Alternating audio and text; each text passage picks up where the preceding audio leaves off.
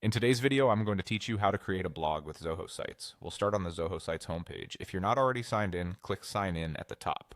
When the sign-in options appear, choose the Google option to authenticate with your Google account. Select your account and complete the sign-in. Once you're in the dashboard, open the site you want to work on. If you manage multiple sites, make sure you're opening the one where you want the blog to live.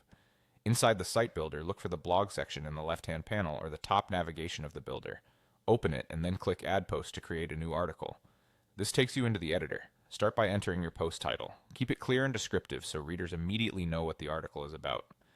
A good title also helps with search visibility, so use the key phrase someone would actually type to find your content.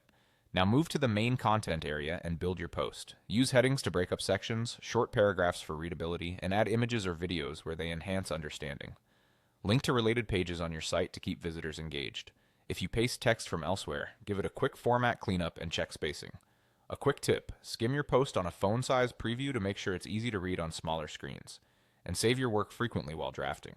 When the content looks good, open Post Preferences. This is where you fine-tune how the post appears and is organized. Configure the post URL by setting a simple, readable slug. Use lowercase letters, hyphens instead of spaces, and keep it short and meaningful, like how to create a blog. Try not to change this later because it can affect existing links. Next, select a category. Categories are broad buckets that help readers browse related topics. Keep your category list concise and consistent across the site. Then add tags. Tags are more specific keywords that describe the details of the post. Add a handful that genuinely reflect the content, and avoid overloading with too many similar tags. Give everything a final proofread. Check the title, scan for typos, confirm images have alt text, and make sure links work. When you're satisfied, you can publish the post to make it live or save it as a draft if you want feedback or plan to revisit it later.